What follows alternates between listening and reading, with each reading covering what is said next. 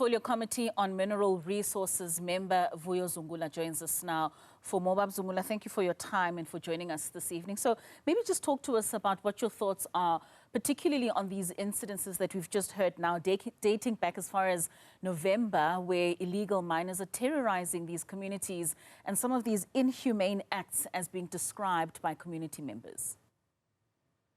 Evening, Katlego. Look, this is a clearest indication of a failing state. We are basically a failed state as a country. Immediately when you've got armed groups terrorizing communities, illegally mining and, extracting wealth without the benefit of the state on behalf of the people. So to have a case where you have a refugee camp in South Africa, and that refugee camp, it is because South African citizens have been terrorized in their own community. That is why they're in Randfontein Community Hall refugee camp. That is what it is now. It is a refugee camp because it is where innocent civilians are finding refuge from being terrorized in their own community. And the issue of illegal mining did not start in November last year. In the 5th Parliament, as a committee, along with Home Affairs, Portfolio Committee and the police, we had an oversight tour, went to Free State, went to Northwest, went to Gauteng, to really try and understand the issues pertaining to illegal mining. We then went to Parliament and we drafted a report which was adopted by the House, which then meant that the departments of government needed to enforce what we identified as solutions. Now, from the time that we did that, from 2023 up until now, the situation when it comes to illegal mining has not become any better. Instead, it has become worse. And it is because of the lack of political will from the political office bearers when it comes to really ensuring that they do what is required when it comes to protecting the citizens, because it starts by ensuring that we've got a border system that really manages the influx of people, because the weapons that are used to commit those crimes, they are found not to be from South Africa or purchased in South Africa. They've been trafficked into the country. Even the people that are the ones that are the illegal miners, they are not South Africans, yet you do not have Home Affairs really stepping up and ensuring that they control that aspect. On the aspect of the police, immediately we find that there's a community whereby there's an illegal activity that is happening there. The police should act. And Katlego, one of the biggest challenges that we have in our country, it is the issue of a compromised police system or police department. You'll recall that there was an instance where one of the illegal miners was arrested from an operation, but he could not even be processed in a police station. He got released there simply because those police, corrupt police, they accepted bribes from him in exchange to letting him go. So what we are seeing as now happening, it is a question of a failing state, a state that is collapsing right under our watch. And I mean, you speak about how now South Africans have become refugees, now having to sit in those refugee camps, as you refer to them, being that hall that is currently housing those civilians that are terrorized by illegal miners. And illegal mining being at the helm of this discussion and these activities that we're looking at. From a legislative and a policy perspective, do you think there are enough measures currently in place to combat illegal mining activities, especially those that are carried out by Zamazamas? Definitely. Legislatively speaking, there is enough legislation to deal with the issue.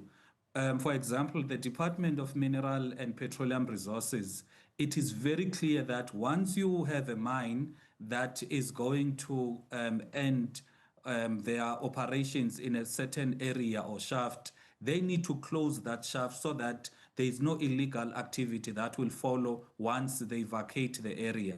Instead, the mining closures are not done, and the Department of Mineral Resources is failing to ensure that the mines, when they leave, they close those mines. On the question of SAPS, lawlessness is lawlessness, and their duty as SAPS, it is to maintain law and order. We find that, yes, there is an operation Valamkoti, but if you check its successes, the fact that we've got this particular instance now, and as the gentlemen have been saying, it happened in November, this particular incident started in November. As we speak here now, they are in that particular hall simply because the situation, instead of getting better, it gotten worse. That is why they had to leave. Now, where are the police to protect innocent civilians? And the last issue, we really want to call out first the South African Human Rights Commission and all of these NGOs, that when the police are trying to arrest these illegal miners, they are trying to maintain law and order. They are the ones who run to court. They are the ones who are crying about the human rights of criminals, people who rape, who kill, who terrorize communities. And when I spoke to those gentlemen, because I was there today, and I asked, did anyone come from the Human Rights Commission? The answer was no. Did anyone come from all of these NGOs that are always taking the sides of criminals in the forms of the illegal miners? And the answer is no. Now, it paints a picture of a clear institutions, NGOs, and the Human Rights Commission that is basically encouraging or enabling this lawlessness, whereby when the police are trying to deal with the issues of illegal mining, they are the ones who are against the work of the police. You would recall last year, if I'm not mistaken, Minister Nchaveni used a term to say, smoke them out, meaning if you have illegal miners that are hiding in a particular shaft, they must be assisted, to be extracted from that shaft.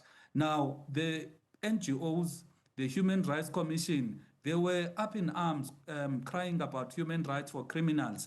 But here's a case whereby over 300 families are now in refugee camps, no word, nothing. So for us, what we really want to state to South Africans, that it is clear that we've got NGOs that are anti-law and order, that are anti the maintaining of peace and the protections of innocent Black South Africans. And speaking of those civil rights organizations, what would you say their intention is to be anti-South Africans in the way that you put it? It's clear maybe they want dysfunctional South Africa, because you can't have a case whereby there are criminals committing a crime and the police are trying to do their work to arrest those criminals. You go to court. I remember very well, it was a certain December 2023, where they went to court trying to fight the police from actually arresting the criminals. They were saying the criminals must be given food, they must be given water, they must be taken well care of. And that was what they were fighting for when they eventually went to court.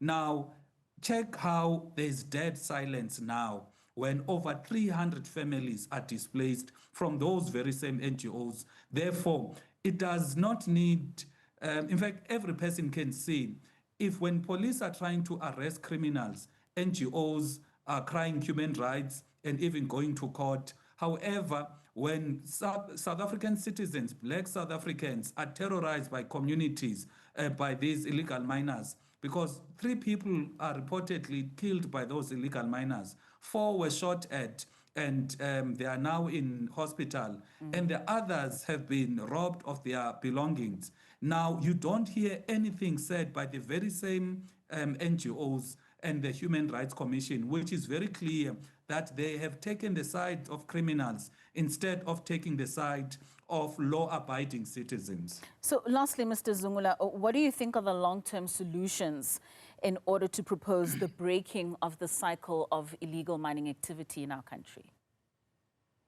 There needs to be a thorough investigation on the syndicates, because it is the syndicates that enable whoever is the miner that goes underground to mine, because you can arrest the 1 or 2 miners, but if the syndicate is still there, other people will come and equally mine, because the syndicate that is in control, it is the one that is controlling basically this illegal activity.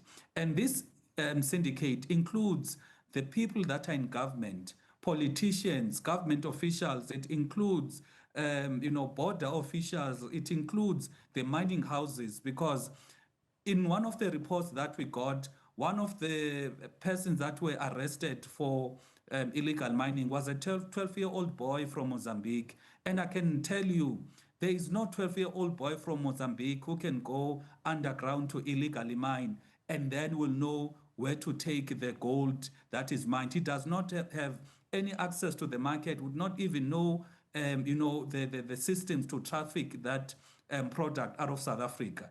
But the mines and the government officials are the ones that are controlling all of this illegal activity. So there needs to be an investigation that is focusing solely on the question of illegal mining, and yes, arrest those illegal miners. Yes, manage the borders and ensure that there is no illegal trafficking of either people, goods, guns, and the explosives that are used, and the people. But most importantly, deal with the syndicates that are the main cause of this scourge of illegal mining. Because if you don't deal with the syndicates, the powerful people that may be sitting in the union buildings or in parliament or wherever department, or sitting in France or in Europe or wherever, the issue of illegal mining will not stop. Well, there certainly needs to be political will as well as government efforts as well as commitments to solving this crisis. Thank you so much for joining us, Vuyo Zungula. That's Portfolio Committee on Minerals and Resources member Vuyo Zungula speaking.